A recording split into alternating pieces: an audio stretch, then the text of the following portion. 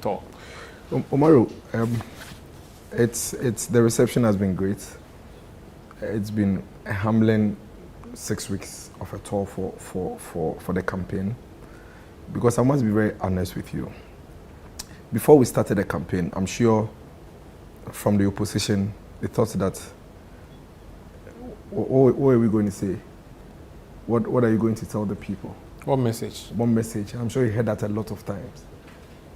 The global economy is scrambled. Everybody is trying to get out of it. Ghana has felt it. We've gone through it. We are going through it. We are trying to recover. What are you going to tell the people? The feedback we have gotten is that the Ghanaian voter has really grown compared to all the elections we've had in the past. That today, if you talk to the typical Ghanaian, the way they analyze their voting decision and the choice of their leader is really, really improved. That a lot of the stakeholders we engaged now are able to tell you that we understand that there are aspects of governance that you could have done better, but shall we hear you on the things you've done? And then we are going to take a decision on you, Dr. Bawumia, and a former president. It's one of the most difficult decisions and yet the easiest, because we have an opportunity to appraise both of you in terms of your individual and collective performance. And so we had an opportunity to take the stakeholders we engage on a journey. Dr. Bawumia basically gives them a snapshot of what we met when we came to office in 2017, what we have been able to do, genuine challenges we've experienced in the process, how we've attempted to deal with these challenges, and what his vision going into the future would be. No country goes into an election when they have everything perfectly working for them. If we're going to look at Ghana achieving everything all at once, we would not be going into an election every 4 years. You go into an election because you believe that whatever the leader will do for you is done, and that what is the way forward from where we are at the moment. And that has been our conversation with the people. Dr. Bawumia has humbly acknowledged what our challenges or our shortfalls have been as a government. He has outlined what the successes have also been, and he is giving cogent, clear vision points for each of the sectors and how he believes moving forward those sectors can be handled for the betterment of the people of Ghana. And the reception has been great. We would not say that the people are completely happy with us. And I say that because a lot of the measure that the people of Ghana have of us is against us ourselves. The people of Ghana are not measuring MPP again.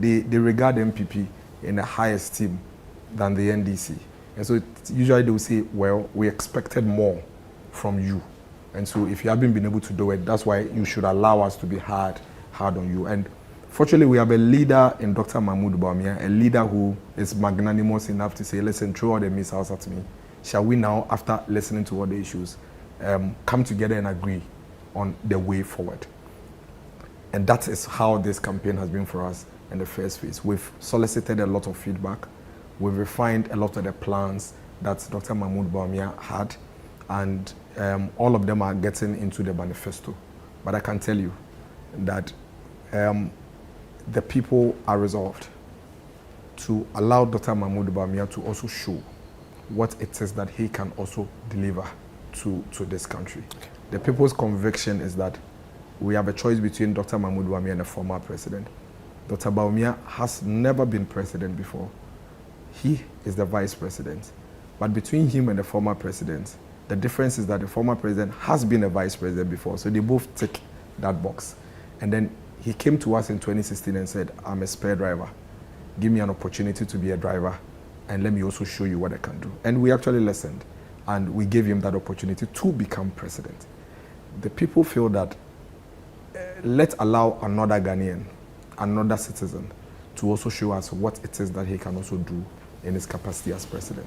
And that is what is inspiring us going into the second phase of our campaigning. I have seen NDC people share something which is a coinage they created, and it goes like this: my government has not done well. Elect me so that my government will come and do what my government has failed to do. Is that okay? That appears to be what Dr. Bawumia is doing. How does he disentangle himself from the current government that he's in to say that, okay, A, B, C, D has not been done, I will come and do it? When people say to him, okay, why didn't you do it now? You have the opportunity, why don't you fix it now? What will be the response to that? So two things. First of all, that coinage from the NDC is loose. It has no leg, it's wobbling. No, it's based on facts. Okay, so the fact also then is that I am John Mahama. I was president. I didn't do the things I was supposed to do. I have come to you to vote for me to go and do all the things I didn't do. Based on what you have seen the other guys come to do. So based on that, they have brought me back their give me back my stone, because I said to you that future, or what was it called? Some people are saying to you that they offer you A. I said that no, they cannot. You have taken me away. You realize that they have not. So give me a chance to come and continue on the trajectory. So that's the NDC speaking to themselves. But that's not what the Ghanaian is saying. And I'll explain to you. You see, and I made that initial point. MPP is measured against us, not the NDC. We promised 20 things. We've done 15. The people are upset. You should have done the 20. Are you sure it's up to 15? Yes, You've done like 7 or 6. No, we've done 15. And sure? Yes. Omari, let me tell you something. Between us and the NDC, if you put the indicators on a paper to measure, you can only hold us up on the macroeconomic indicators. Sector by sector, we beat the NDC everywhere. Macroeconomic or something you championed. Macroeconomic indicators. Yes, it's something you really said. Exactly. Yes. So it was one of the things. No, but it's a major part of But the you see, things. the point is that that's why I said 20. So that's why I said 20 and we've done 15. It was one of the things. So many things come into the pot to form the macroeconomy. Okay? Education is critical. You can't just come and create an artificial macroeconomy and leave the base of your skill citizens there. In 20 years, it will collapse everything. So we've done better in education than the NDC. We've done better in health than the NDC. How do you define better? Oh, I'll give you an example. Yes. So, under education, we are looking at 3 things. Infrastructure. We are looking at access to education and quality. So access, quality, and infrastructure. We've done better than the NDC. For access? Access, quality, infrastructure. Are you sure? Yes, but let's debate it. Infrastructure? Yes. Students are still running shift system. Because we are not there. Because no, so then you haven't. No, we said better. No, better. I said better. That's why I said that we are measured against ourselves. When we introduced 2000, in fact, when Atamils introduced 4-year secondary school in 2009 or 2010, I remember that a lot of schools had to run under canopies and all of that. I remember going to report from Laboni Secondary School at the time. Over a period, they fixed that. You introduced free SHS in 2017, and for 7 years, you are still having the same problem. No, it means you have that's not false. That's very accurate. No, that's false. Schools still have challenges with boarding house, dining hall, Maru, classrooms. I like context. Yes. I like debate, but I like factual debate. Yes. It's false. And I'll tell you what.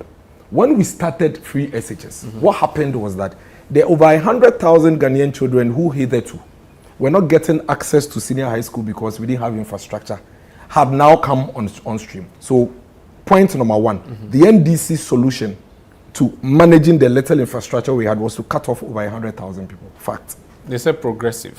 So whilst you are progressing, you are leaving 100,000 Ghanaians at home.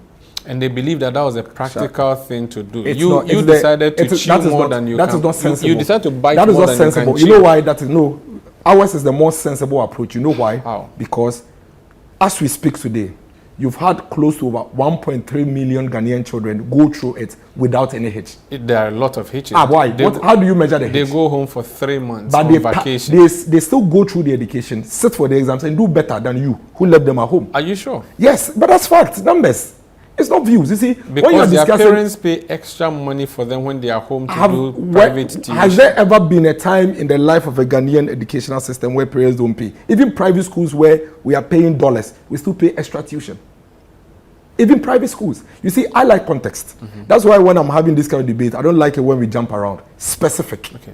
100,000 Ghanaian children couldn't access education for two things. One, their parents are poor, some of them, and so their parents couldn't afford the fees. Former President Mahama himself said it in Parliament that secondary education is expensive. So these children, they get admission, they have access to school, and they can't pay. So their parents keep them at home. Two, the classrooms, the dining halls, the dormitory blocks were not enough.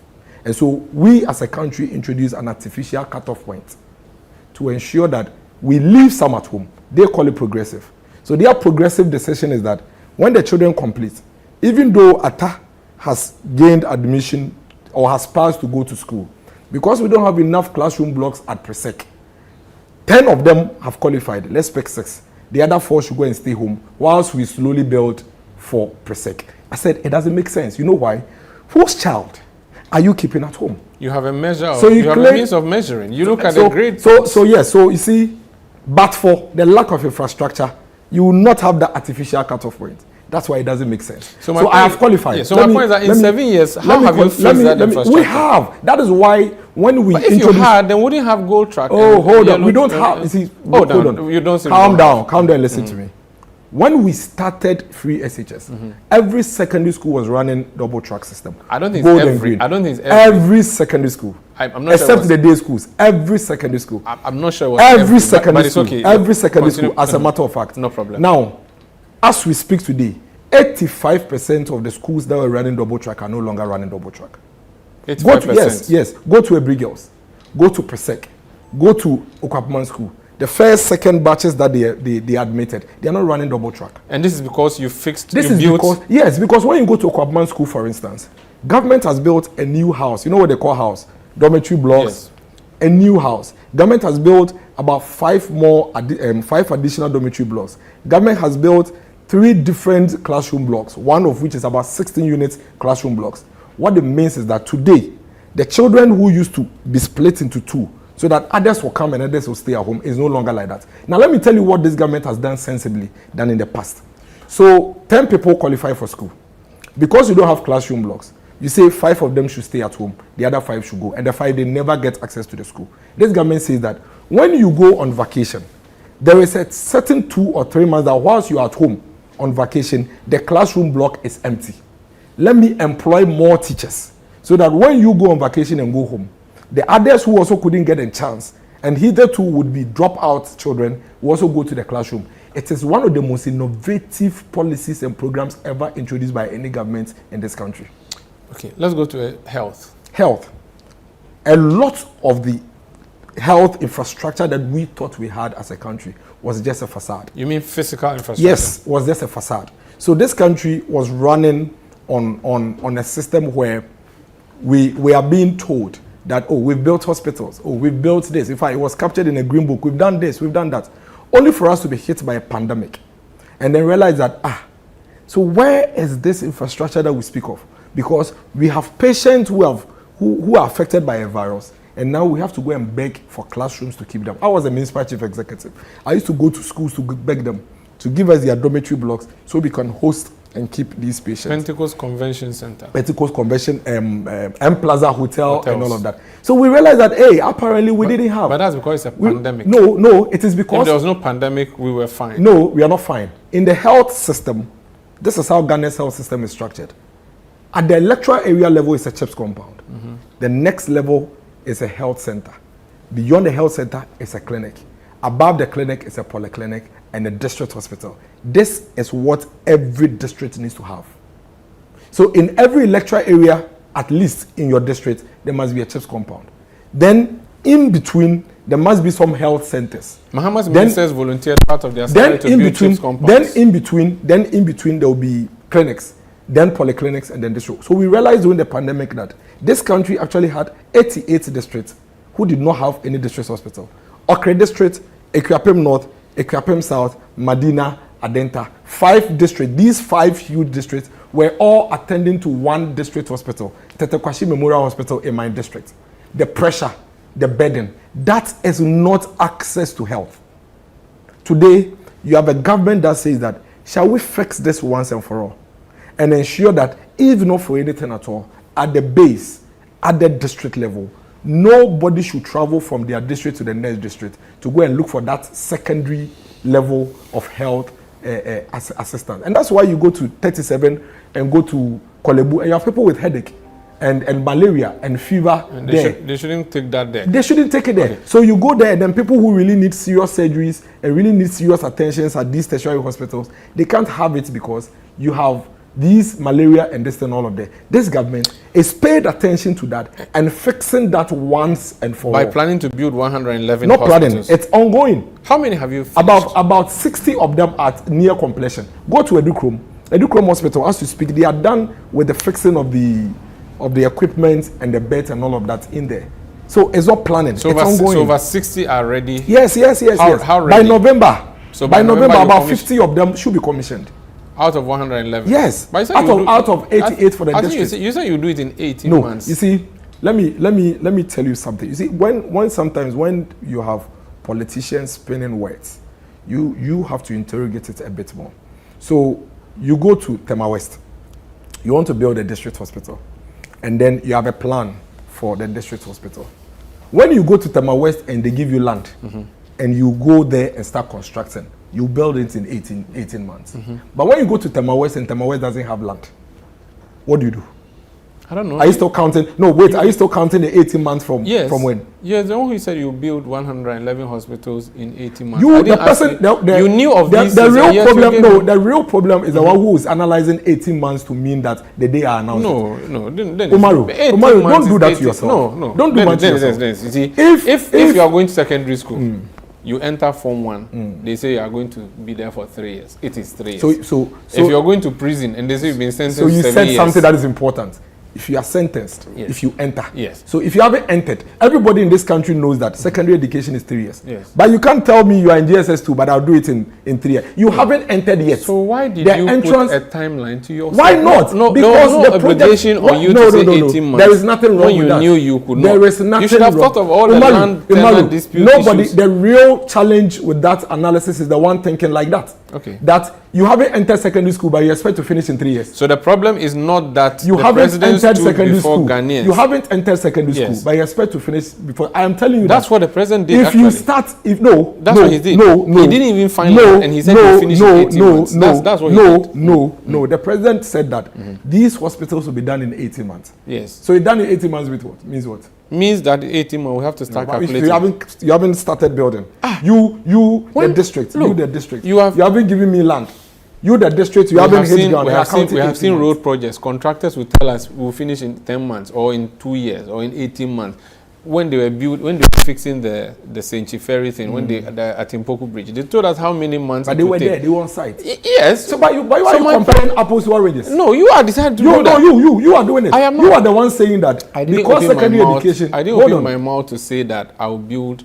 The point is this. The point is this. You did, and I'm saying that you should have thought of the land tenure system, all those issues before making the. That is why Edukrom, he did. That is why Edukrom, where everything was available and ready, immediately started. They are done in 18 months. Okay, so the 18-month goal has not been met. That is a fact. For those whose lands issues were not resolved on time. No problem. Let's move to Dr. Bawumia. So this is a base. So the point I was even making with that is that the Ghanaian people are analyzing it holistically.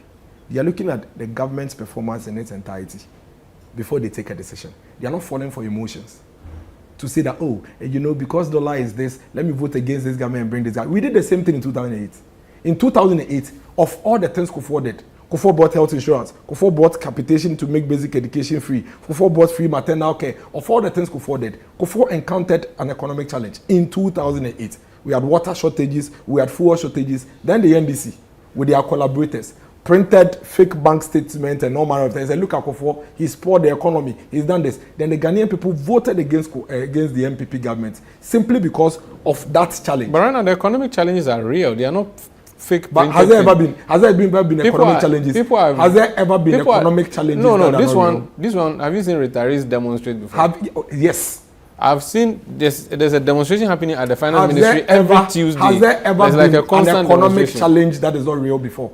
Were there not economic challenges in 2013? No, I'm talking about what you said, the printout you're suggesting. It was fake. They printed fake bank statements. So I'm saying, but this one is not fake. Wait. Who people are living what? You see, again, listen to me. I am telling you that they printed fake bank statements. Yes. To say that Kufuor and his people have stolen money. Okay. I'm saying that's the point I'm making. I'm saying that one was fake.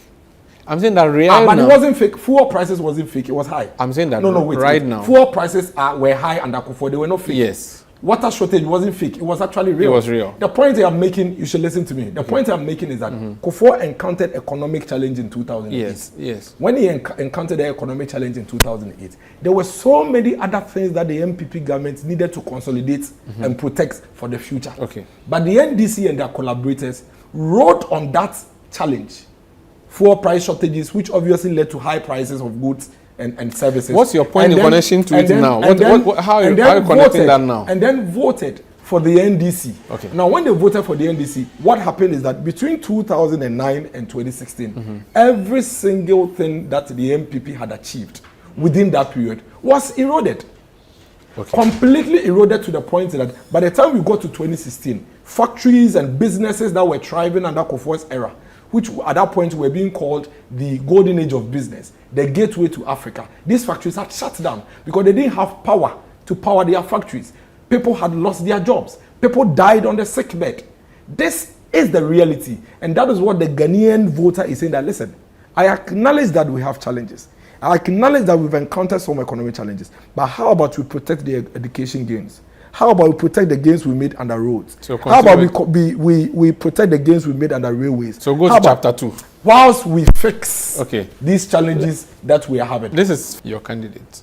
What do you say to that? Again, but then, I mean, I don't think Ghanaians are saying that. I think it's the NDC. Because the Ghanaians NDC people are Ghanaians. Oh, but they are partisan Ghanaians, so their views are not really taken seriously. Are you sure? Yes, of course. Let me tell you why. Dr. Bawumia is not talking about the economy. He's talking about digitalization. Your journalists are following us and reporting on the economy.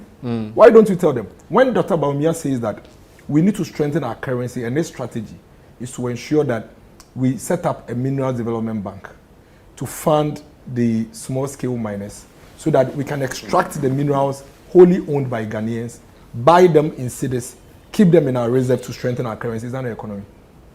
Is that not economy? So fixing the city. Is that not economy? Oh, it is economy. When Dr. Mahmoud Bawumia says that I am going to bring reforms in our tax regime by driving revenue mobilization through digitalization and introduce a flat rate regime, which would also ensure that the burden on some of these duties for our spare parts dealers will go down so they can import more, reduce the prices. Is that not economy? It is economy. When Dr. Mahmoud Bawumia says that he's going to align, you said more. No. So if you finish the last one. Let me give you more. So no, give me three. Three is a good number. Three. The last one. When Dr. Mahmoud Bawumia says that he's going to assist the non-formal sector to formalize, the barber, the hairdresser, the dressmaker, and all of that to formalize, using simple tools, so that they can have ease access to credit facility to expand and employ. Is that not economy? It is. You have 3. Let me have 1. When Dr. Bawumia becomes vice president for 7 years and fails to do that, and is now talking about doing it in the next chapter, is that not running away from the economy? How? Can you? I mean, who even gave? Why was it not done? Who even gave you that idea? Why are we then going to vote for a leader? Why then don't we shout to the country that we've achieved anything? Why then did we vote? Why then do we even go to vote for a leader? Yeah, but the question, why would you let the thing sink so low and now you're having to fix it? No, who said it's about fixing? Why is America and the UK and all of that still working on their economy? They have superpower economies. Why are they still talking about economy in the election that they are going to have in November? I mean, that is the lowest of the arguments, that you should have done everything in 7 years. You've done a lot of them. Right, we've done a lot of things. And so you continue to work at it. You've done a lot and yet the CD is not seeing it.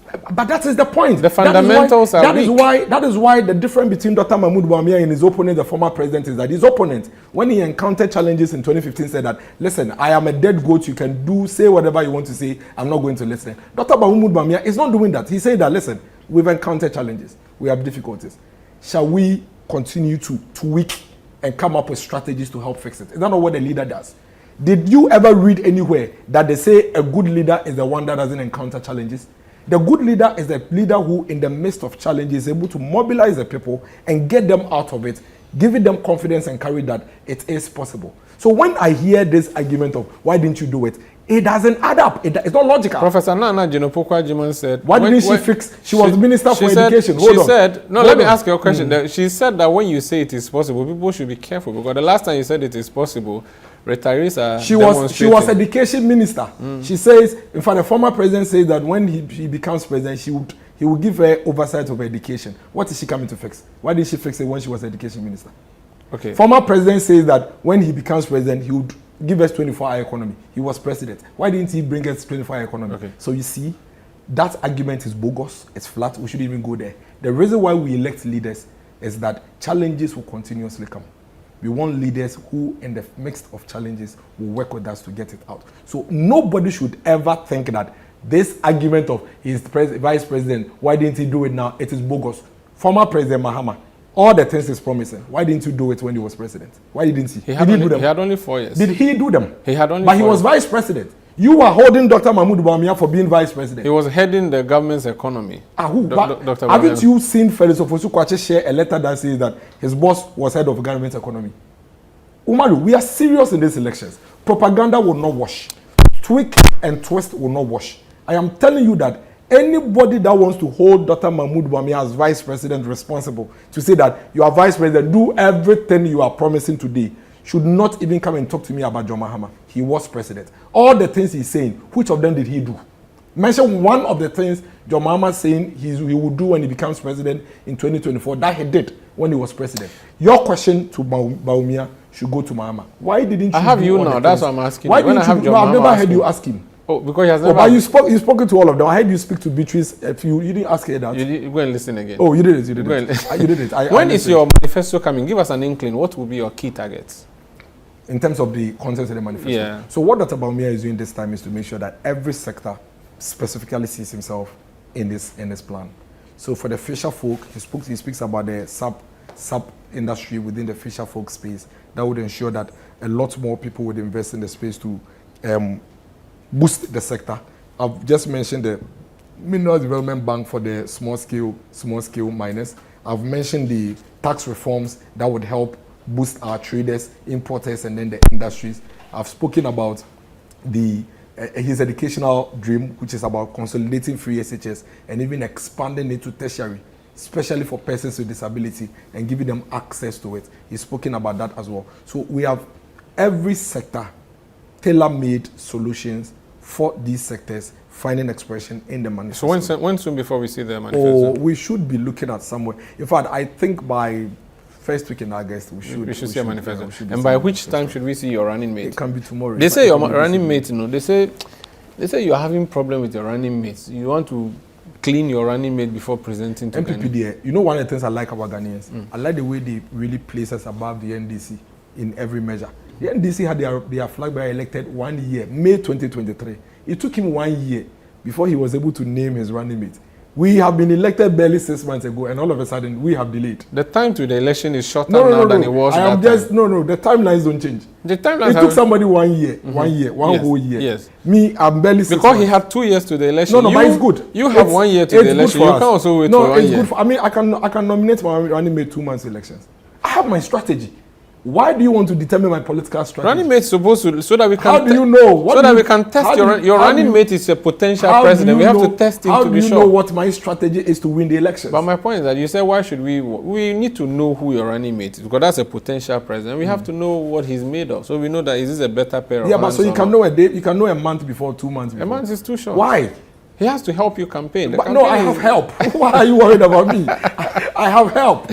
I have so much help. People are helping me to campaign. So you won't choose one. I think that you need a new. The MPP's timetable and calendar, we are even early. But you've been shifting months. No, nobody. Who gave you a date? Me, I'm the spokesperson of the campaign. Have I ever given you any date? So there's no month? No. Dr. Bawumia himself, when he was going to be named as the running mate, he was named in August. August 2008, September, October, November, we went to vote. It tells you that is a precedence for us as a party. That is a precedence for us as a party. So we as a party, we've always had our calendar, we have our strategy, and that hasn't changed. The naming of the running mate could be tonight. It can be tomorrow. It can be a day after tomorrow. Yours is that you are going to vote for 2 leaders. Former president, former vice president, and then current vice president, Dr. Bawumia. Critical in this decision is who can we trust? Who has that credibility? Who has that commitment? Who has that dedication to the cause of Ghana? In this current election, Dr. Bawumia stands tall ahead of John Mahama. You Very know well. why? One critical ingredient is that, you see, this man, he was former president. In fact, when even he was going to come for re-election in 2016, he disregarded us in so many ways. He told us that electricity bills are high, but we can choose to pay, we can choose to stop charging our phones if we want. He told us that even if he has to withdraw nurses and teachers' allowance so he loses an election, he would do it. He treated us with so much disdain. Imagine this same person coming again as president when he knows that he won't come to you for any re-election. You can imagine. But Dr. Bawumia has made it clear. He says, I want to be president in 2024, and I want to be president again in 2028. What it means is that I'll be more accountable to you. I would come back to you again. And so I know that I have to do things that would ensure that when I come back to you, you will listen to me. Okay. He is a good man. Thank you so much. He is a good leader. He is a dedicated man to the cause of Ghana. And I believe that if Ghanaians should give him a chance, he would do what he has to do to elevate this country. It's on the regional tour. We engage a lot of Ghanaians through various fora. We'll talk about the politics. Let's talk about the governance first. So you are the executive secretary for the interministerial committee on what? Local government. So interministerial coordinating committee on decentralization. Which is local governance, sort of. Yes. How have we fared in terms of decentralization since we started it in the early 80s? I think we've come far. The aspiration of the Constitution is very clear. That, in fact, the Constitution says that we would have realized true democracy when decentralization is completed. And the objects of the Constitution is really to get every structure as we have at the center at the local level, to get governance as close to the people as possible. Administrative, financial, political, and all other things. And so if you read our Constitution critically, you realize that the Constitution is not looking at governments of Ghana staying in Accra, but it's really looking at government of Ghana going very close to the people. So it says Parliament shall enact laws, enact rules, enact regulations that will bring life to the decentralization aspiration. I think we've done quite well. I mean, if you have a country like Ghana where we have close to about 261 metro municipal district assemblies, that's quite impressive. And the object is for even a lot more of this to be done, because the more you have them broken down, the closer the people But get. do you think that the people really want that decentralization done? Because the people's representative, the last time the agenda was brought before them to have them elect their DCEs and MMDCEs, that thing never went beyond the paper. Do the generality of the public want that kind of thing? Do they really even want to be involved in local governance? Do people want that? When people move from wherever to come to Accra to get things done, do we get the sense that the general public wants decentralization? Omari, if there is anything at all that we are very sure that the people of Ghana want, it's the decentralization. What happened with the attempt to get MMDCs elected was simply our usual partisan politics that didn't get us going. Because if you recall, throughout the entire process, it was almost like a bipartisan, decision, and everything was being done on consensus. I was very, very deeply involved, so I know that. Until the last minute when the NDC felt that, listen, if we do this thing at the time when the MPP is in government, they have a false start. And so, no, we don't want it anymore. And that's basically what led to the stalemate. Otherwise, if you paid attention to the time we're having this conversation, realize that the general populace were fired up for it. Who doesn't want to have a direct say in who his leader is? And who wouldn't want to have a direct say in terms of what's happening to education, what's happening to health? Why should I wake up in the morning and I call City or Channel 1 and I'm complaining to Bernard or Imaru about my route to tell the government, a certain government that I don't even see? When you could go to your assembly? When I could go to my district assembly. Because if I'm in Busa South and I have to place a call to a certain government in Accra, that's not governance.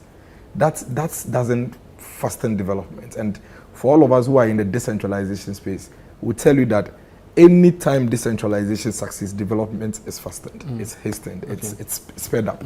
And that's why we have to get back to the drawing table and get it done. But why are we decentralizing but not financing the decentralized? Because if you don't give them the money, they can't do anything. So everything then will still come to Accra. Because District Assembly's Common Fund is a major form of funding them, but it's a pittance. So that's the other battle we need to win. You see, the thing about decentralization is that it is not an interesting concept for politicians and technical people and leaders at the center. That's the one thing. So they won't benefit directly. Exactly. So all over the world, decentralization doesn't come easy. So there are practitioners who will tell you that there's a theory called the Big Bang Theory, where you wake up one morning and the law has changed. No issue of referendum, It's changed. If you are an institution in Accra, tomorrow morning set up an office at a district level, send 70% of your budget there, bam, it's done. And then there are other places where they said, can we just roll it out gradually, slowly, and progressively like we are trying to do? The progressive rollout is always a challenge. I mean, today I'm a decentralization practitioner. I've been an MC, I'm at the IMCC on decentralization, so yeah, I want it done. Tomorrow, I become Minister for Agric or Minister for Health, and I'm being told to decentralize, and I don't want to. Because you want to take credit for the small immediately you decentralize, you are losing power, you are losing money, you are losing control. That's the crux of the challenge with decentralization. What we've done so well is a political decentralization, where we continuously let go some of the institutions, we set up district offices, regional offices. We've done very well with that. Where we are struggling is that to convince and get the institutions to understand that there are some services that are pure municipal services. Send the power to them and give them the money. Let them be responsible for how they run their local development. That is where the difficulty is. But we will get there. I know that on the onset of independence, the argument was unitary or federalism. We chose unitary form of government. Could we reconsider federalism? Would that help? Or I don't think the unitary type is a challenge. The only difference here is that we also sometimes tend to look at the decentralization structure we are running, comparing it to the federal states. See, the federal states, theirs is different. So if you go to typical federal state like Nigeria, they even have taxes at the federal level. At the federal level and level. then at the state level. So in our case, if we're a federal state, Eastern region can enact their own, tax regime, collect their own taxes, use it at the local level and all of that. Ours don't work like that, but it's not difficult. So you collect taxes. You have a plan to use 2 billion cedis in the year for roads. You have 261 districts. All of them at different levels of development and population. You can easily use proportion to make sure that they are getting a percentage of that kitty for their roads at the local level. Equitably. Then you would control maybe the national roads, the N1s, the R1s, the intercity and all of that.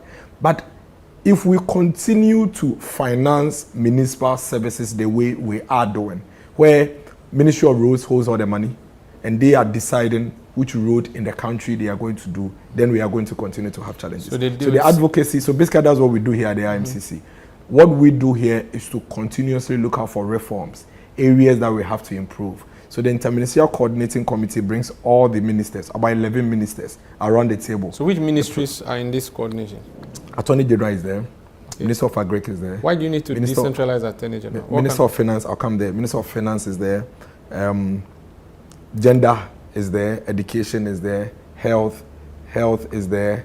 No, I'm sure you can't get all the lists on top of your head. So these ministries, they come and sit at the table with the president to have the conversations that peer to peer they will not agree to have. I mean, Ministry of Local Government is also there.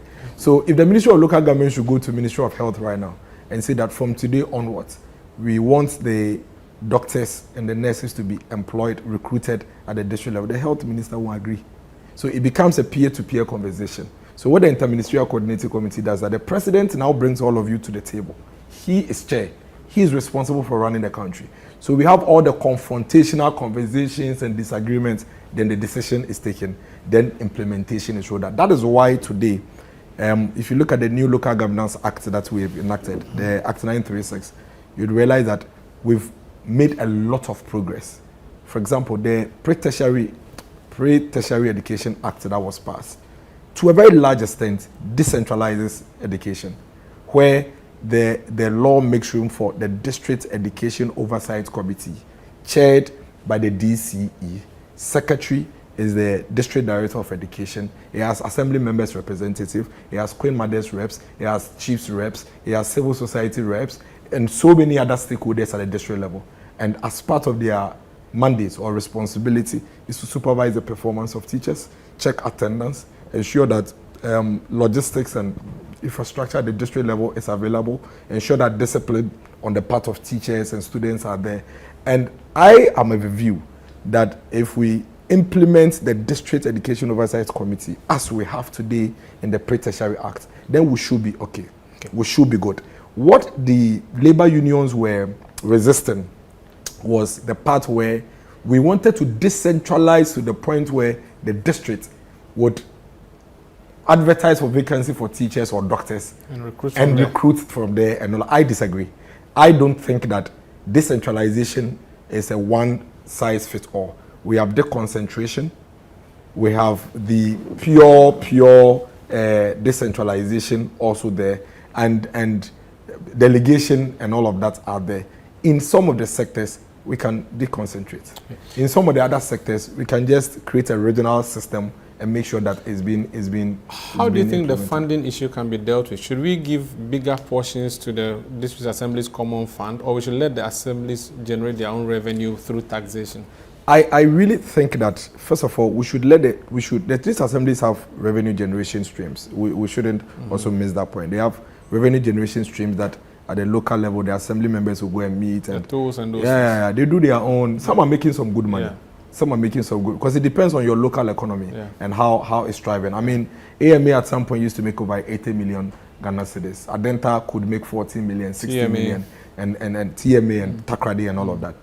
But I think that really, each of the sectors, whatever budgetary allocation that you have, every year, every district must know how much is in there for them. Okay. I think for me, that I think would be the most equitable way of distributing the funding. You may not even necessarily have to send the money directly to the district assembly, but let the district assembly know that this year you have 5 kilometers of road baseline. You decide where you're going. Decide where you are going to do it. The money may not have to come. It could still stay in Accra, but I know that I will implement and then it's paid. Yeah. So that's one thing. Okay. The other thing also is that we need to free the district assemblies and really allow them to be autonomous as much as they could be per the law. Because if you read the Local Governance Act and if you look at the aspirations of the Constitution, these assemblies are not supposed to be controlled the way we are controlling them. They should be autonomous. They should be autonomous. Which is going to bring me to the next question. Have we given up on the plan to vote for MMDCs? No, Dr. Bawumia has spoken about it. He's bringing it back. So we'll bring it back on the table. Yes, he's bringing it back. Okay. And it's something that the MPP are committed to. We believe that MMDC should be elected on partisan basis. We are very convinced about that. And it's backed by data. All over the world. There are just about 3 or 4 countries that do not vote for their mayors or MMDCs on partisan basis. All other countries in the world that we want to be like, they vote on partisan basis. Okay. I mean, the countries who are not doing, Philippines and co, they are not countries that we aspire to be like them. And there is a reason. The reason is that even in Ghana, when we are going to vote for the general elections and even MPs, you see the turnout. Yeah. But ask yourself, why is it that whenever we are going to vote for the assembly members, which is non-partisan, which anybody, could come in, the turnout is low? Because the chief mobilizers are not involved. Absolutely. And not just that, it tells you that the people are excited about a particular thing, partisanship. Yeah. Give them that. And partisanship is not a bad thing. It aggregates the views and brings it into one pot, and then we can move with that. So clearly, once we take that decision of electing MMDCs on partisan basis, it could also be another panacea in ensuring that some of the bottlenecks we are having with decentralization would be solved. And decentralization comes with decongestion. Yes. John Mahama says he would decongest Accra. He has given a proposal. I don't know if I can trust you to give me an independent local governance expert view on this. What do you think about Accra? I mean, when I heard the point that John Mahama made about creating another city, in fact, I think I granted an interview. I said, yeah, it's long overdue. I think we need to create more cities. You don't have to take the capital city away from Accra. Okay. No. But we need to create more cities. Look at Dodoa, going towards your city. But that's my capital. Yes. I mean, look at all the land available. Why are we still putting up, squeezing head offices into reach? So we wake up in the morning and all of us are moving towards one central point, one small area. And think about it. We are all going around a ridge roundabout. Yeah. All of us. All of us are coming. So we're either going right, left, or forward. And so we get stuck in there. So today, even if there's a small event at the conference center, there is traffic. And we spend 8 hours of our day traveling. You're spending 4 hours when you're lucky coming to work, and spending 4 hours when you're lucky going to work. Why should the person living in Kaswa move all the way to Accra before he gets to work? When we have so much land from Dominase, Poten, Bodriase, all the way going towards open it up. So build the Ministry of Communication at Dodowa. Take the Attorney General's office to Ayikuba. So that if I want to do, who says that all of them should be at the same place? You know, in the past, I think it was prudent to put all the ministries at one area because we used to move around with files. So you minute on it and you take it, then you go to the next office and all of that. But today, we are supposed to have smart spaces and work remotely, work on apps and portals. So it doesn't matter where the Attorney General's office is. It doesn't matter where the police headquarters is. It doesn't matter where Ministry of Communication is. We should be able to work, spread it. Then, if I get a job with the Ministry of Communication, I don't have to look for accommodation that will bring me to Accra. But I can now go and live at Latte and descend the hills and come to Ayikuma, or live at the Wenya, and I don't have to use the motorway but go to work. So those are the things that I think that we need to urgently look at. Not just for public sector, even for private sector. I mean, why should a bank's head office necessarily be in Accra when we know that they are just back-end operational stuff that they do? Why can't it go to Nyenyano around Kaswa area? Because the branches would work, and then when you go back there, you can do the back-end thing. If we begin to do that, Omar, it would save us a lot of things. The practicalities, though, the logistical demands will be huge. Why is it difficult? You are moving all these, so you're putting your head office in Nyanyano. Everything is evolving around this area. You are moving things there. The services that are available in Accra Central, you may not get in Nyanyano. But which services? Which services? I get fiber optic in Ekropon. Okay, MTN, Vodafone, they have fiber optic in Ekropon. So they surely have fiber optic in Dodowa and Ayikuma and the Wenya. You understand? What do we do on day-to-day basis at the bank's head office? I don't want to mention specific. We don't do much. And in fact, if I take my check to the bank for a special clearance today, they no longer travel with a physical check. They scan it and send it to their head office clearing whatever, and it goes to BOG and it's done. So really, think about it. Why do you need the head office at the center? What can we do to get that off the ground? Should we vote for John Mahama so you come and do that for us? I don't think it's an issue of voting for John Mahama or Dr. Is it not a political will thing? No, not necessarily. It's about I've heard about Dodowa being greater. It's about the. I mean, John Mahama says that he's going to create another capital. I think he said he's going to create another city. I'm not sure he said another capital. I think that, I mean, with what we are trying to achieve, even with digitalization. So it's not capital. So I've just been. He didn't say he'll create another capital. Okay. I think he'll create another city. I think that with what we are trying to achieve with digitalization under Dr. Bawumia, that will be the fastest and easiest route in getting these things done. Because you raised some of the challenges, and these challenges can really be taken out with digitalization. So let the computers talk to each other. Let the computers talk to each other, so that the people will be at the back end, getting the work done, and then the computers will be working. In that case, I can even put my head office in Tamale and have all my branches in Accra, and I won't suffer anything. So, and it's doable. It's something that really, really can be done. And I am very sure that in the next 5-6 years, we will not have any choice than to get it done. If you look at what is happening, look at the University of Ghana. When you're coming from Medina, Umaru, to 37, you have University of Ghana taking a whole block from Atomic Junction. You have nowhere to turn. So in the morning, people simply have to spend 3 hours from Atomic Junction and then crossing Tetekwashi, runabout, simply because UG has taken that whole block. You can't drive through it. Unless you have electronic payments. Something that you, and if it's not a regular route, you don't even have to go through it and all of that. So I think we need to, and it's about spatial planning.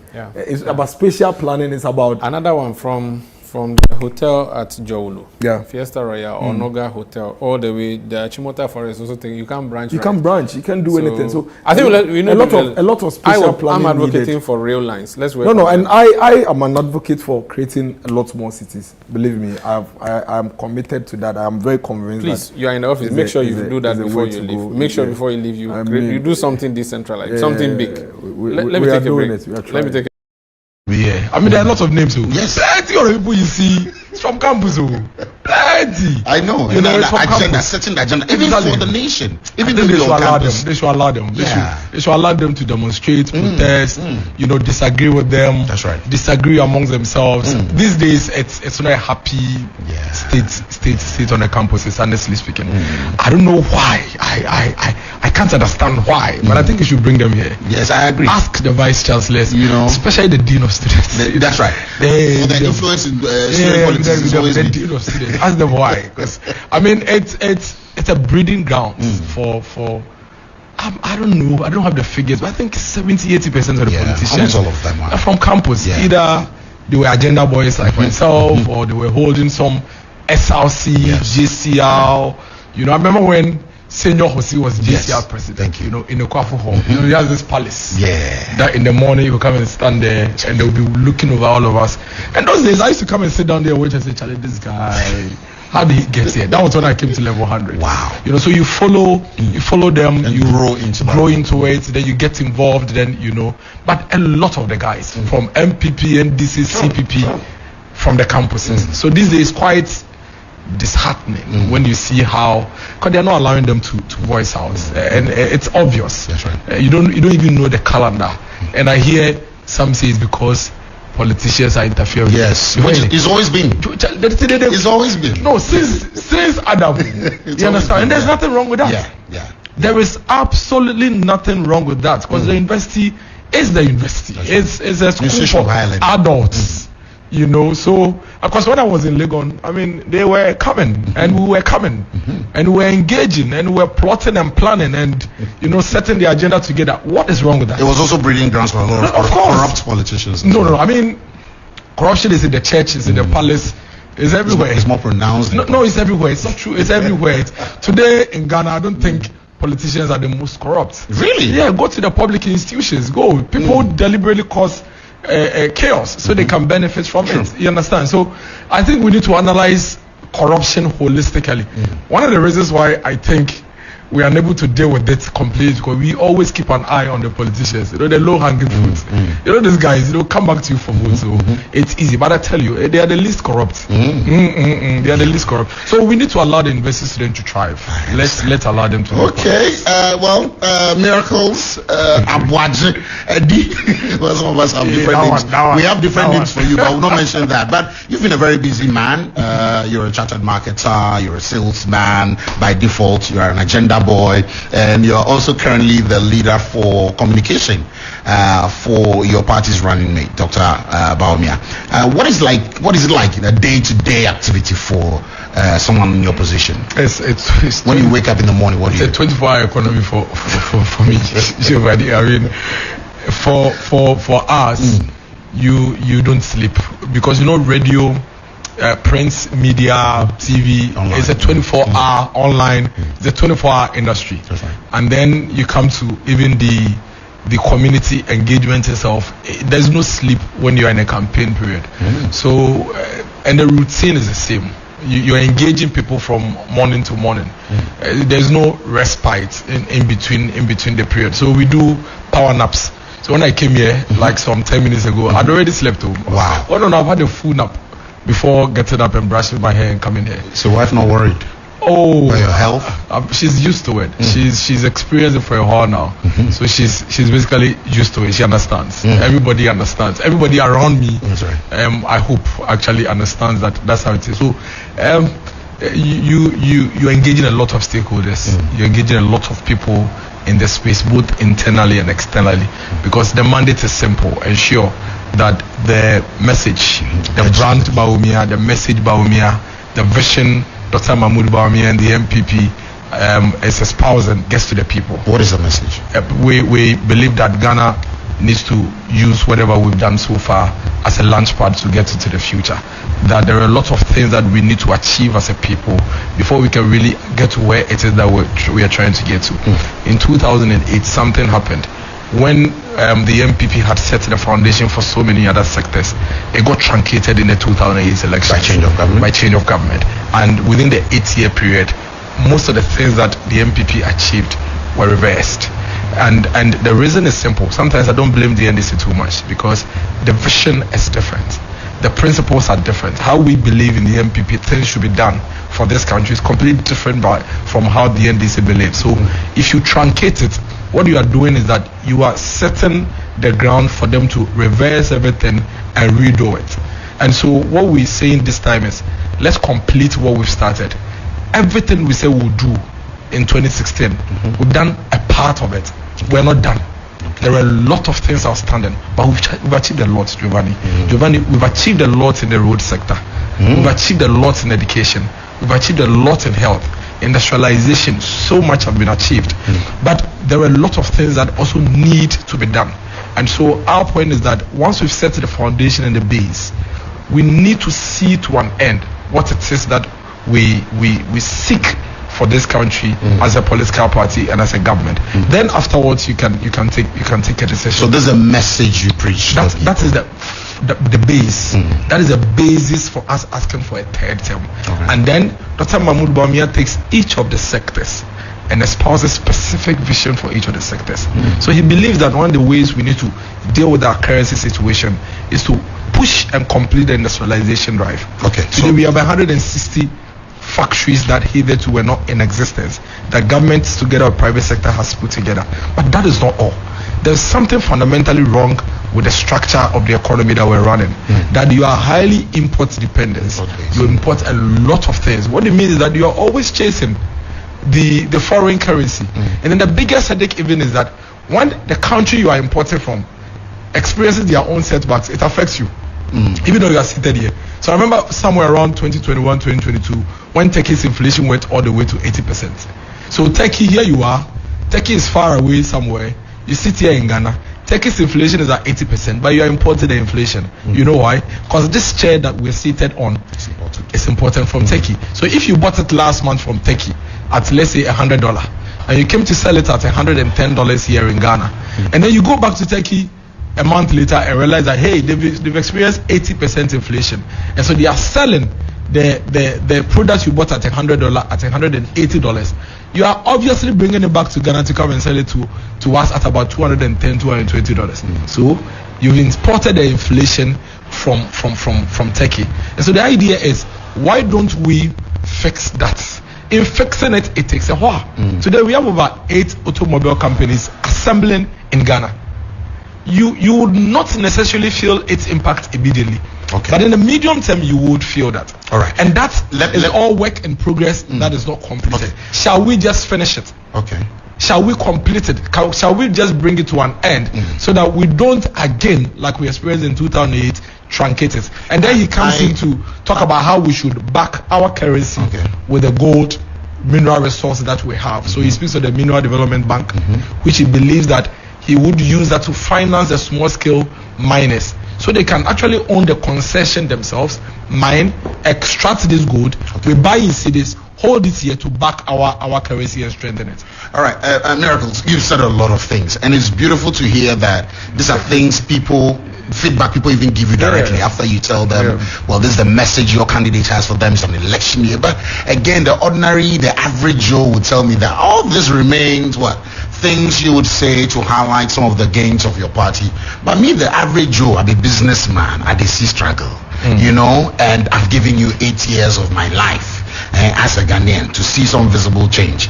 And you still call this work in progress. You still talk about the fact that, you just want more years to continue some of the things you started, so it's not truncated like we've witnessed in 2008.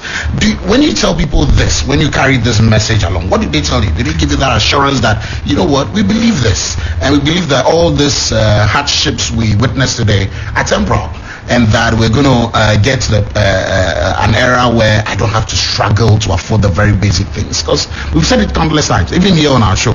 we said the average Ghanaian is not asking for too much. A place to quietly lay his head, enjoy lights, so he's not paying too much for utilities, so that the tax is not killing the average Joe whose salaries remain the same for all those years and all that. And I'm sure you are Ghanaian. I mean, beyond the fact that you're a politician, you're a Ghanaian. You feel some of these things too. People on your DM begging you. And how do you break down this message of hope you carry to the average person? Experience. The experiences the average person has had over the period is what is helping us to really break the barrier and communicate to them. They've seen it before. You see, Giovanni, in all of this conversation, it comes down to one thing. We need to make a decision. We are not throwing our hands in the air as a people and said we are done. We are selling our country. No, we are going to make a decision. And that decision is one that is supposed to select a leader that will take this country to the next level, wherever it is that we are. So when we have the conversation with the ordinary Ghanaian, we acknowledge where we've come from as a people. We acknowledge what the challenges are. We also acknowledge what it is that we've been able to achieve. And then why we've not even been able to do the few that are standing and the way forward. Whether we like it or not, we must make a choice. And you agree with me, in the next election, predominant the choice between Dr. Bawumia and former President Mahama. That is what we have. That is a decision we have to make. You're not threatened by the new force? None of them can even gather more than 100,000 votes. You're saying that? Yes. I mean, you see, Cheddar and his followers. I doubt he can even do 100,000 votes. And it is without any disrespect to them. To go into a national election is a big deal. You can't jump into it in the middle of the day. There are 38,622 polling stations in this country. People will go and queue and vote on specific issues. It's a big deal. It's not one that you wake up overnight and you make it happen. And that's why, respectfully, I hold that view. You don't think time for changes now? Ghanaians are fed up of the NDC MPP and will want to, just annoy the system, break rules for some. You see, you have a country to build. And you have a future. You have a future to protect. You can't do that on emotions. You can't do that at all on emotions. If you do that, what you are doing is that you are creating a worst scenario for the country. The country has several areas that need to be addressed. What you do is to analyze it and determine which aspect of it you believe is working for you and which aspect isn't working for you to make your decision. Giovanni, let's also accept that Ghana is not Accra. You understand? Very important. Ghana is not Accra. And then let's also understand that beyond the macro economy, everybody's micro economy is different. Our micro economies are not the same. You and I, where we live, we know where we live. Okay? When we wake up in the morning, we have to buy 80 to 90% of the things we need to survive. But there are people that when you cross Adenta and you go into my constituency, Kiapim area, they probably would have to buy just 40% because they are basically domestically at the local economy level, they are generating everything on their own, and so the effect is not felt as much as you feel it here. You understand what I'm saying? So the microeconomy is also a determining factor. If I'm a parent who had about 3-4 children going to secondary school between 2012 and 2016, and then within the period I spent about, let's say, 50 to 60,000 to get them to go to school. In fact, I saw other neighbors whose kids could not enter school because they couldn't afford this.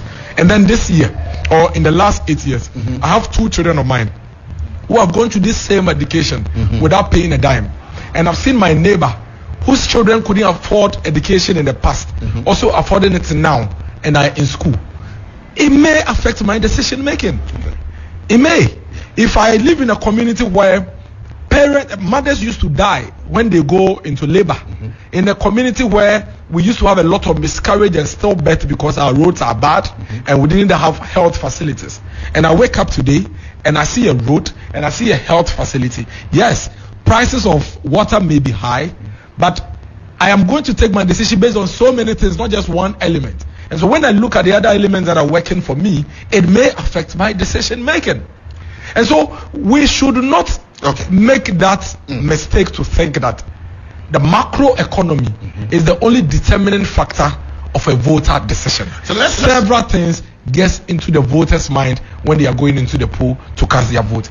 All right. everything that we want to achieve as a country is a process. Even the ones that we achieve now, you get to a point where you realize that you need to review it and still improve upon it. And that is what every Ghanaian voter is using to take a decision come December 7th. Clearly, we are in an election year, so forgive us if you are throwing the whole voter argument in there now. But people need to survive before the elections, right? Yes. And we're going to want to have that conversation around. Absolutely. I mean, it's how did we get here?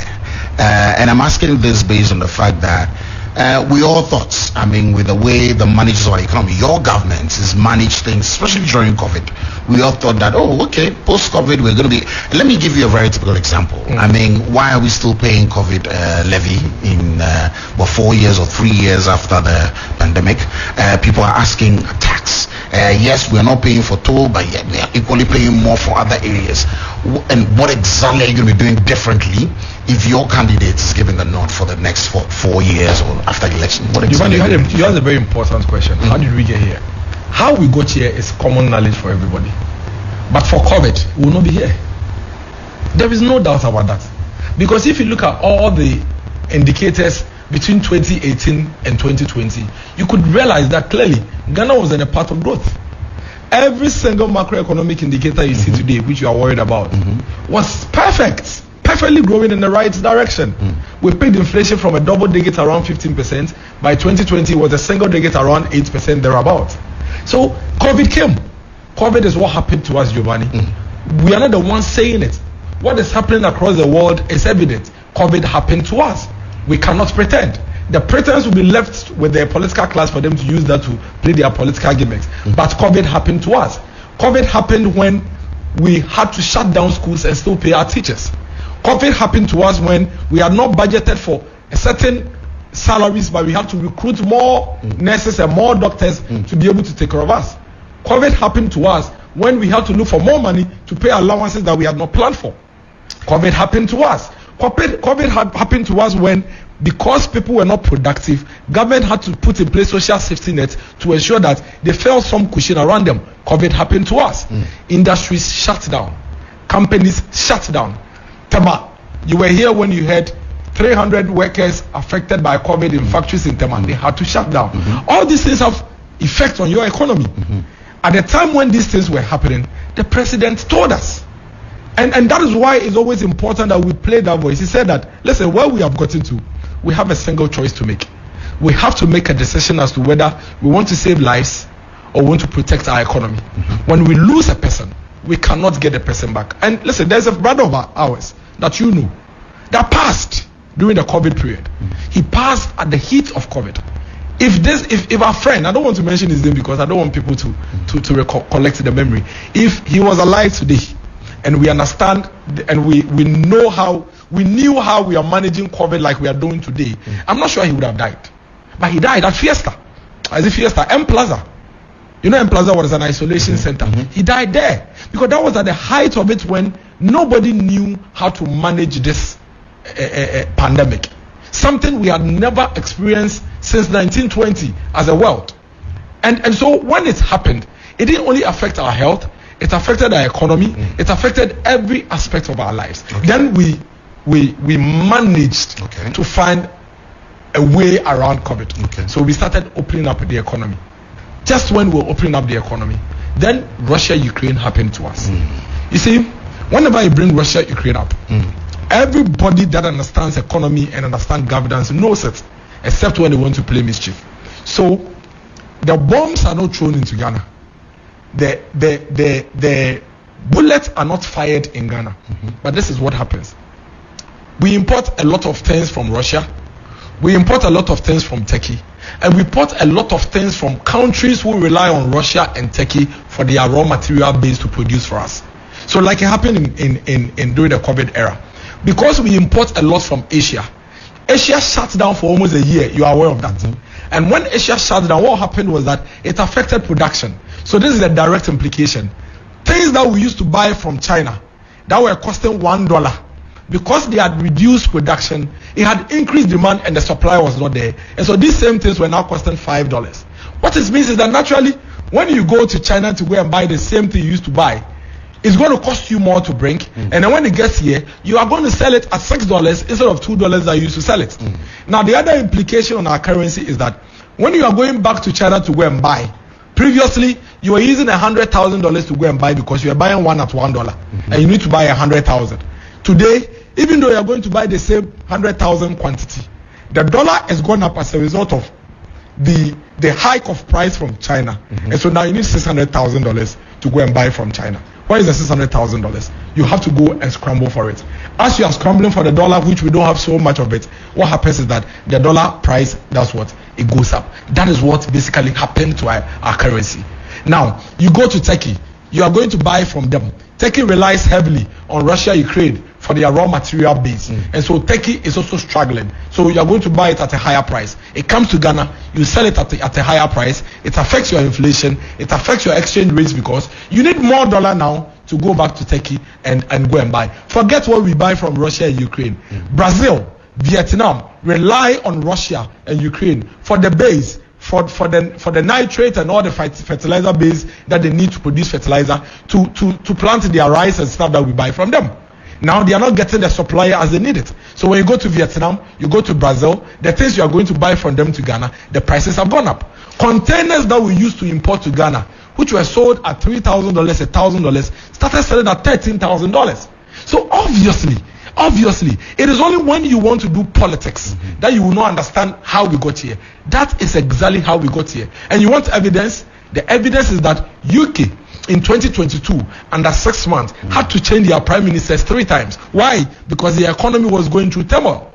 The British pound, inflation in UK had suffered a 40-year high inflation. The United States of America had seen a 40-year hike in inflation. Something they've not seen before. There are people Germany who say had shortages of flour and bread. So that is the evidence. Miracles. There is also the argument that when it suits your narrative, then you compare a developing nation as Ghana, a small developing nation as Ghana, to world superpowers post-COVID. And even the Asia example you cited, a lot of people also disagree by saying that, hey, it took them even shorter time to recover post-COVID. There are people who also are of the opinion that the Russian-Ukraine example you cited, even in the midst of war, they were still doing fairly well. Using them as an excuse. It's complete ignorance. No, using them as an excuse. Anybody that says that is completely ignorance of the value chain. So Russia is the one producing the oil. Yeah. They are the one producing all the things you are going to import from them. So they are having war, but they are producing. So they don't have to be affected. Don't forget, the foundation of this economy is import dependent. Yeah. And so the recovery will not be the same for all countries. Because already we've spoken about the foundation. You are completely import dependent. Third party effect affects you even more than the third party himself. Okay. So that is the truth. That is the fact. So would you admit that your government is a bit overwhelmed? And to rephrase that, whilst in opposition, and a lot of people share this opinion, whilst in opposition, you see certain things, then you get into power and you say that it's far from reality. Not true. You'd have to work harder to achieve. That's completely false. Okay. And it is false because if you look at all the things the government did in the first term, clearly you could see that we're in the path of growth. In opposition, there was no COVID. Nobody anticipated that in your second term you're going to experience a global pandemic that had not happened over 100 years until then. Nobody anticipated that we're going to have Russia, Ukraine go into war for all these war up to now. Nobody anticipated that. So that cannot be a correct assertion. So these are just a few examples. No, but I'll be happy to have the example, but these two examples are completely flawed. All right. But you see, the difference between this government and the opposition party that is seeking to come and replace us is that we have been humble enough to go to the people and tell the people that, listen, these are the challenges, these are the difficulties, but as we pursue the fixing of these things, shall we consolidate and protect this? Because you see, now we are discussing solutions, Giovanni. We are discussing ways out of it. You understand? But it doesn't mean that the little we've been able to achieve should be thrown away. And that is the mistake we made in 2008. Right. In 2008, in spite of all the MPP did, we experienced the global, the American, the Wall Street economic difficulties. When they had the real estate, the Bank of was in part, the real estate collapsing and America struggling, and it affected us. And that was a year that, in spite of what Kufuor had done, we even had water shortages. we had fuel shortages. At the same time, fuel prices were up. That was a year you have to queue for 3 days before you get 1 gallon of fuel to buy. And so don't forget that Kufuor had introduced health insurance, and so we're not paying anything when we go to the hospitals. Kufuor had introduced free maternal care. Kufuor had introduced capitation to make basic education truly free, and all the other things Kufuor had done. But this same opposition, what they did was they rode on that challenge Kufuor experienced in 2008, like we're experiencing today, and built on the emotions of the people and said, oh, they are thieves. These are criminals. Look at their bank statement. They have stolen every money from the Bank of Ghana. See, go to Bank of Ghana. All the gold bars there are gone. It's not there. Vote against them. I don't blame the people. If I experience what we experienced in 2008 and experience what we experienced in 2022, you will not care about what the person has done for you, because as a human being, your needs are insatiable. They never end, and so you're always looking for more. So it's easy for you to fall for the emotional games. Right. And then the NDC had their way. They were voted into office, and what we experienced is what we saw. National health insurance was collapsed. 100,000 Ghanaian children thereabouts were left on the street every year because their parents were poor and they could not afford, and there were not enough classrooms. They did nothing about industrial base. We had Dumso for 3 good years out of 4 years, which they fixed whilst we were living power. Fixed. So how can something you fix still be there? How can something you fix be there? So they fix whilst living power. So you fix it. So why are we not experiencing? Why are we experiencing it under your government? So you see, that is why. No, but we had enjoyed. Hold on. You mentioned it. We enjoyed what? We had enjoyed lights on continuously. Hold on. I'm telling. See, let's get into that. No, but you raised that yourself. First of all, it is false. It is not true. The NDC never fixed Dumso, because as at March 2017, we still had Dumso. As of June 2017, we still had Dumso. Dumso truly was eradicated from July. And you know why? When we were in opposition... July which year? 2017. Okay. When we were in opposition, we consistently said, Giovanni, that the Dumso problem was a financial problem. Because what the NDC did was simply go abroad and go and tell the people that you have a generator, bring it to Ghana. Please, bring it to us on credit. Whether the power you produce, whether we use it or not, we'll pay. Take or pay. And so you just bring it. And they brought a lot of generators. So if bringing generators is your solution, then Giovanni, anybody that believes that is not serious. Because hold on, the generators were in Ghana in 2015, 2016 and still were in Dumso. How can you have generators and still be in darkness? It's simply because you had the generators, but you didn't have money to buy fuel to power those generators. That is the truth. The only way this government fixed Dumso was to get the money and buy fuel. Okay. And so anytime you realize that we are going through crisis, it is simply because there is no money. All right. That is why you saw Gridco and ECG release a statement. Didn't they talk about gas? Did they tell you that there are no generators? There are generators. In fact, we had generators in excess because the NDC only borrowed, and it's one of our challenges now. So you are confirming now is Dumso not Dumso here, like a lot of people say. Well, it doesn't matter. For me, it doesn't matter. Okay. What is crucial is that we are now experiencing what we went through for 3 years. That's okay. That's for 10 weeks of going through this crisis. We feel it, and we can imagine how normal it became for us in 3 years under the former president. But that is what they put us through post Kufuor, and this is what we are asking, that we do not fall for these gimmicks anymore. They are not proposing any solution. They are not proposing any alternative. They speak of nothing. All they are saying is that the MPP said they will do 20. They have done only 12. They couldn't do it. So get them out of power and bring us. Right. But the point here is this: when you had a chance to be in power, you said you would do 30. You did 3. I said I'll do 20. I have done 11. You don't automatically come to office because the government in place hasn't done all he said he would do.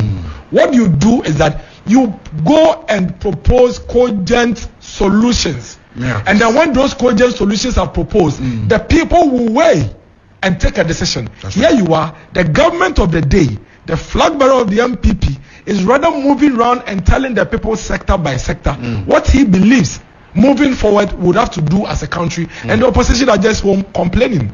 All right. Is there a confirmed date for the announcement for your running mate? We are almost months into the election. It could be tomorrow. It could be the day after tomorrow. Is this someone we all know? Someone familiar with our political territory? Definitely. Okay. I mean, it should be somebody. Well, you're pulling a surprise on all of us by naming someone very, very underground. It is possible. Okay. That's also possible. All right. The point is that, it's a pure prerogative of the flag bearer. Okay. With ratification from the National Council. Yeah. The flag bearer has always known who is running mate to be. Interesting. Yeah, even before he went into the primaries. So he's known. But we have our strategy, we have our calendar, we have our plan. Does we it know when? And you're not worried that might affect your build up to the election? The running mate is on the ballot paper. No, what it means is then it becomes a 3-tier approach. No, but Dr Bawumia himself in 2008 was nominated in August. But what it means is he alone cannot have I mean, the campaign should be 3-tier, you know? Yeah, but so far... Or you have a different strategy to yours. But let's even analyze it completely. So our opponent was elected a year, and a year after he elected, he nominated his running mate. Yeah, but she's familiar with the... But so you don't know who we are bringing. By the last election, she was... Anyways, we'll get into that too. We wish you well, at least. I know. Well, there's a demonstration today going on for this hands off our hotels. There's a demo on there. We've seen some pictures online and all that, and they're calling on some names or prominent names within your party to stay clear of some of these hotels, and they are calling for proper investigations into some of this. What do you make of it? I'm sure you've seen it pop up on your timeline. I think that we are in a democracy. Everybody should be allowed to express their view. Okay. The same way others are protesting, others are also in support of the decision of Senate because it's a business decision. Okay. The most important thing is that Senate has a board that has several sects of people represented on the board, including workers and all of that. And the board has taken a decision. I think that whatever decision they've taken, they might have gone through some work to be able to arrive at this point. And Senate is the one with the mandate to pay me my pension. All I care about is that when I go on pension, they better be in a position to pay me. But for me, I don't think there's anything wrong. But what is quite interesting is you have people who have bought state assets on the street campaigning against sale of state assets. That's interesting. That's politics for Ghana politics. Because I see people today. I saw people and I was like, but this one I know how But with that, I know how Ghana Film Company was sold. See, but this is the thing. No, I know. So let me ask you a question based on this feedback. I mean, then there are people who always go like, Charlie, young people are not making this politics look interesting. It's like when you're on the other side or when your party's in power, you know what is wrong or what is right for us. And then when you come there and then you play along to us, because a lot of young people are venturing into politics right now, and they will tell you that it's not because they have love for the country. It's because they also want to feed family, and then this grab and go attitude. You may be wrong. I know politicians who are riding Okada. I know politicians who are riding in Chotro. Trust me, believe me. You know, I've been MC. Yes. I've been police station youth organizer, police station chairman, constituency deputies. I've been. I know politicians who are struggling. So it's not true. It's not a money grabbing opportunity. You may be shocked and you find yourself in a packaging. Giovanni, there's a lot of packaging. You have a lot of money. There's a lot of packaging happening in Accra. I know. If you follow if you follow packaging, there are ministers, former ministers you see today, and there are former members of parliament, former chief executives. Giovanni, when you have political office, there are certain things that are due you, that if you don't take care, you are seated and you see the person, you may mistake. I mean, when you become managing director of Media General and per your appointment, there's a Land Cruiser for the managing director of Media General. You go drive him, so you go drive him. Okay, but so if somebody sees you driving that and the person begins to position media one day, you may be surprised. You understand? So let's erase that from our minds completely. It's not true. Get into politics because you are passionate about it. Get into politics because it's something that you love, but don't get into it because you want to. How would you rate your government's fight against corruption? Why are we not? I mean, with all the allegations of corruption, even against former government appointees that your party came into power trumpeting, why are we not having more than we have in our jails? Like, why are we not in jail? You see, there are several things around the corruption conversation. The perception is there. Okay. And when it comes to the corruption perception, it's all about it's a lot about PR. So I can just get up one day and say, Charlie, Giovanni has stolen 10 million Ghana cedis. And today, social media. In fact, somebody will just see that on his feed and will never hear anything about that story again. So anytime you see Giovanni stole 10 million Ghana cedis. So that one is also there. Then there are those that have actually committed the crime. You understand? And then there are those that are only alleged as to having committed the crime. Now, if you don't take care and you find yourself in the PR space of corruption, Giovanni, you will be in trouble. Your heart will always be aching for nothing. The second aspect of it is also that there are laws, and we run the country with laws. It is possible for you to see somebody put a gun to somebody's head, but the person will go scot-free. You understand? Because when you go to the courts, you cannot just go and say, I saw Giovanni clock the gun and put to the guy's head. The judge will not just say, because you claim you saw him, Giovanni should go to jail. So there are a lot of things. What for me I think is important with dealing with corruption is the systems we put in place. As much as possible, let's make it more difficult and more complex for people to be able to engage in corruption. Because it's a human thing. If you continuously create that human interface for people, they will always find a way around it. So systems are important. That's why I am a proponent of digitalizing every public sector thing. Eliminating the human. A lot of them as much as we can. But if you are still going to ask somebody to take money and record it in a notebook, then be rest assured that it doesn't matter who you are putting there. You are likely to experience corruption. You understand? And that's why if you go to a hospital, there is corruption. That's why a nurse or a doctor would turn somebody away even though he has a health insurance card only to charge him money. That is why you go to even today, passport. With all the digitalization that has been introduced into passport, you still know that there are still people, who still be walking around there and trying to cause, challenges. Because see, 3 weeks ago I experienced something at the Tema passport office, and I've already escalated it. It's an eyesore. It's an eyesore. You go to, I've come to secure a passport. Why should I hassle for it? Why should I come and sit at the passport office from morning till 5-6 p.m. be maltreated, be shouted at, be screamed at, only because I want to get a passport? And those are all ways to engender corruption. Because if I am coming to get my passport, and you want the fast way out. When I come and I know that I'll be shouted at, I'll be molested, I'll be screamed at, and somebody tells you that, listen, I'll come and queue for you at 3 a.m. When you come, give me 200 cedis and take my spot, I will pay. You understand? And I think that these things should be reduced simply by using systems. And we cannot continue to assume that because Giovanni is driving like your car, you drive like this, big car, so Giovanni is stealing money. I think that is wrong. I think that when there is an established fact that Giovanni is stealing money, the law should deal with him. So if you see anybody go to court and the law deals with the person, it means that the law is established that the person actually committed a crime. But if the person goes to court and the person walks scot-free, don't say that the law has left the person. It means that the person actually, by our laws, hasn't done anything. Let me get some callers on since we're in our final 20 minutes of the show. But in case you just joined us, this is the 3FM Drive. Today we're spending time with Dennis Miracles Aboagye, politician and a chartered marketer. And he's also the lead communicator for Team It Is Possible, Team Bawumia 2024. And I'm going to allow a few calls into the show. And as I'm seeing a lot of messages on Facebook, I'm unable to even scan through all of them. Yes, so please, and half of them are insults to myself. Please save them for me, producer. Let me have the questions and separate it from her. So somebody said that Giovanni, if Miracles come, don't ask him hard questions. I'll knock your head. Someone actually said, why am I spawning the show with politicians? Yes. I said it's an election year. We've had politicians here. We've had Samjata on here. We've had, in fact, Okujoto Blackwa is next on. So we have loads of them coming this year. So it's a political year, and this is home. It's home. Everyone deserves love. So we're gonna get into that. When I live here, I go to a nation. I know. What's the toughest part of your job as a party communicator? What is the toughest part of the job?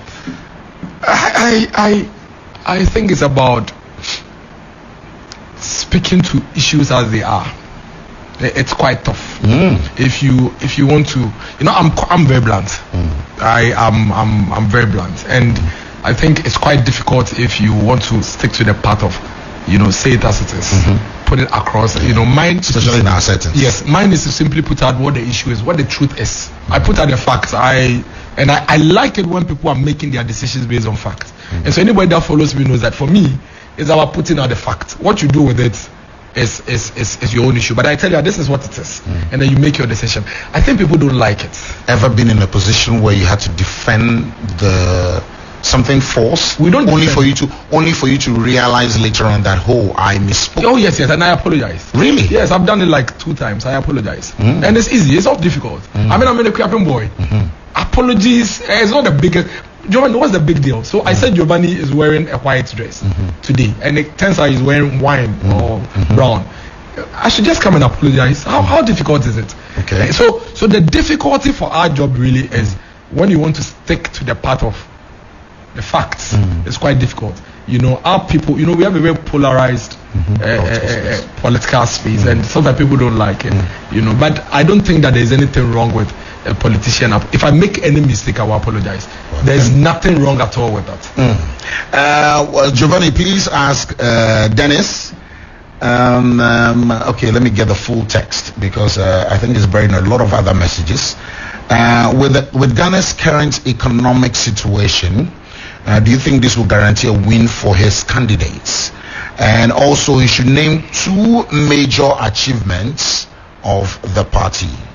Yes, I think yes, 2 major achievements of your political party. We've, together with private sector, put together 160 factories across this country. It's a big achievement.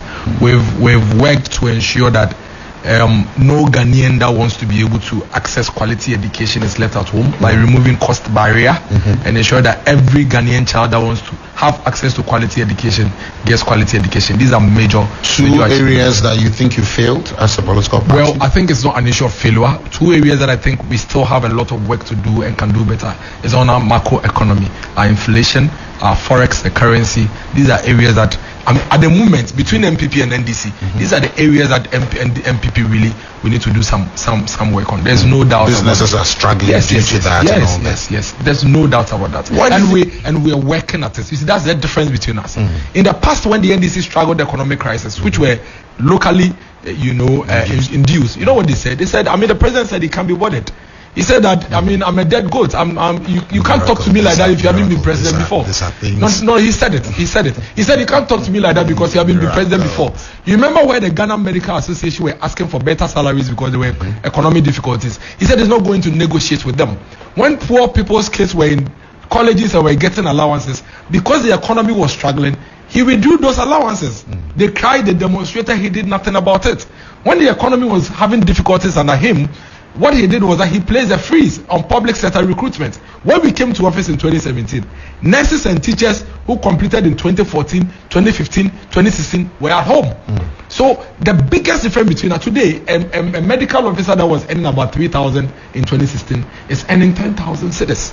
That is a government that acknowledges that. If you're a medical officer, you can send a message. Slip. I can say with you. We have told you. Giovanni, trust me. Miracles. If you want to send a message to me to confirm. Let me send you the pay slip.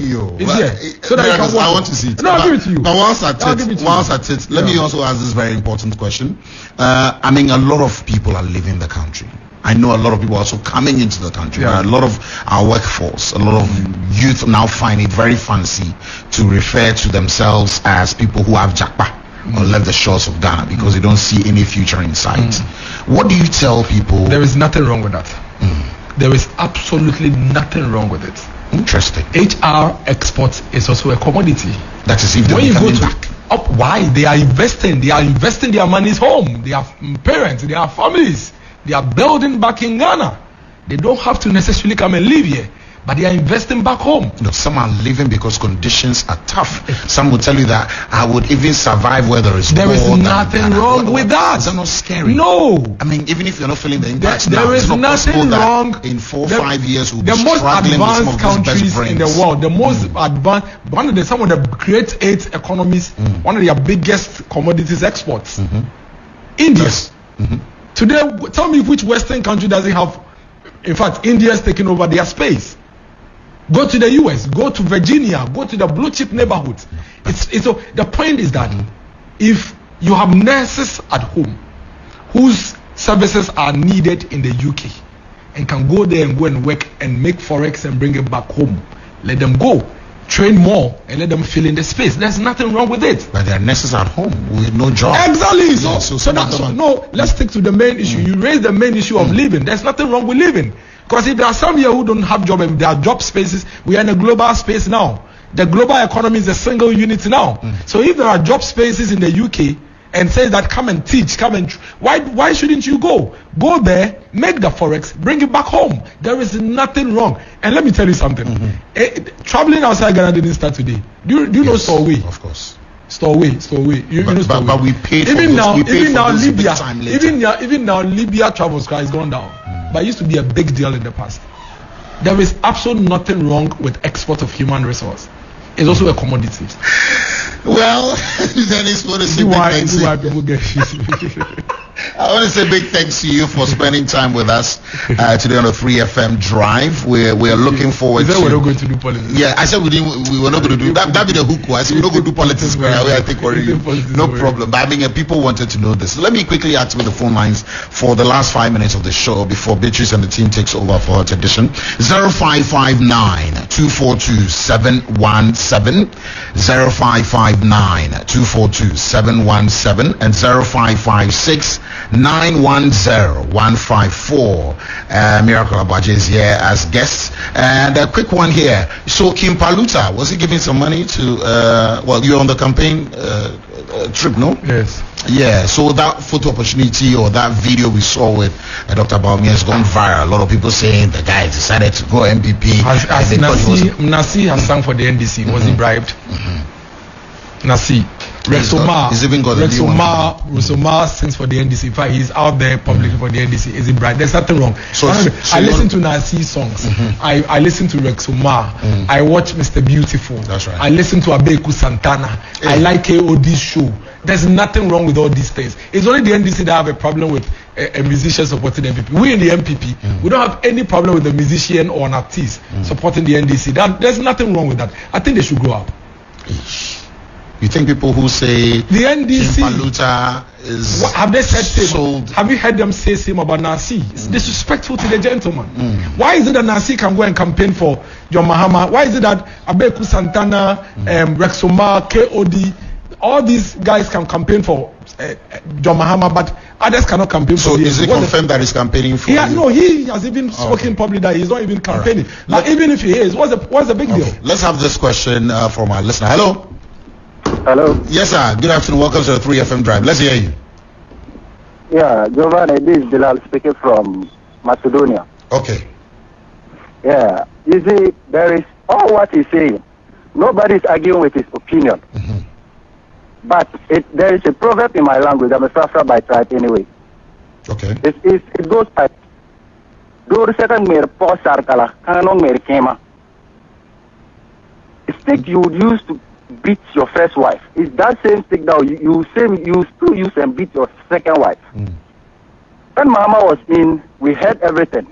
They were the backbiters. Like they were saying everything. Ghanaians who believe that they are the best to come, and this is their time. There's nothing we haven't seen. I've purposely gone for a meeting, a business meeting, and this man was like, I should put money on the table to strike the deal. It was a job that I was working for. And I completed 2020. He was requesting for 150 million. Before a single mother trading in the market. How would she raise this kind of money? How? So sorry, the question is. The question is.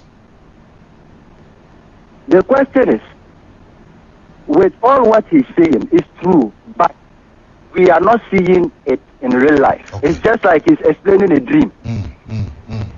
You want to feel this in your pocket as an ordinary Ghanaian? Like it hurts. Okay. It hurts when you are listening to them on radio. But in reality, that's not what they are doing. Okay. Thank you very much for that question.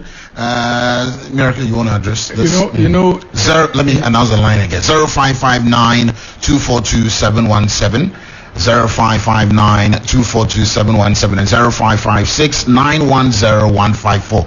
Actually, let me take this caller before. Yeah, hello? Good evening, Yes, sir. Michael is in Lima. Okay, Michael. Bro. I remember we voted out the previous government due to certain things we face economically. And then, well, like my other colleague said, you guys were always on the neck of the then government. So, as it is in your turn now, and you are facing same economical challenges, what has been your difference? Let me see a difference between the previous and then this government. Michael. Thank you so much, Michael. Who's next on 0559-242-717? Hello. Hello. Yes. Your name and where you calling from? This is John calling from Amali. Okay, let me hear you, sir. Yeah, good day to our able brother in the studio. In fact, a very, very interesting highlight. But as they say,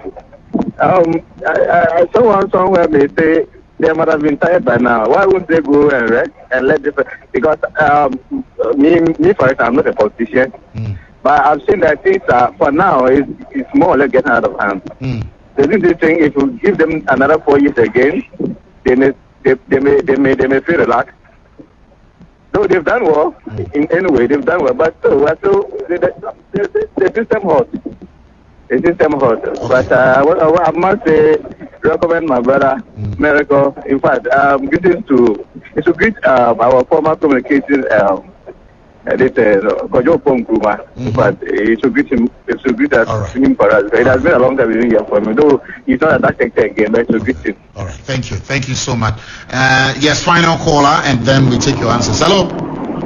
Yeah, hello. Yes, sir. Good evening. Evening, my brother. What's the name? Where are you calling from?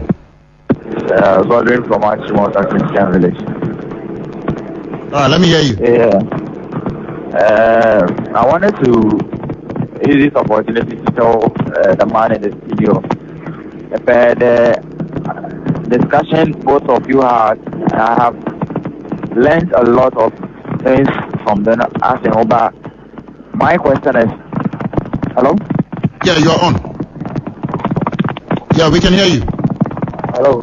Yes, sir.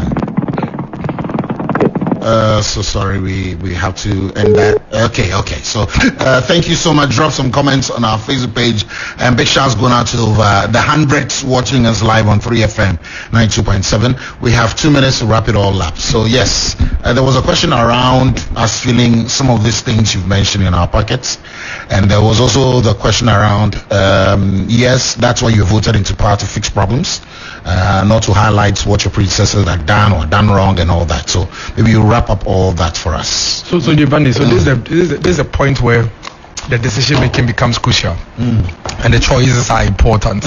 So let me even pick the first caller who made a point about aboagye the botechino and on the that program. He said we did the same thing today. So there's the biggest difference.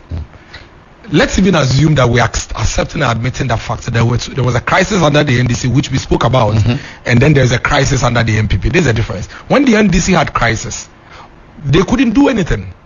That is when they left all the people on the streets. That is when they couldn't recruit the nurses and the teachers.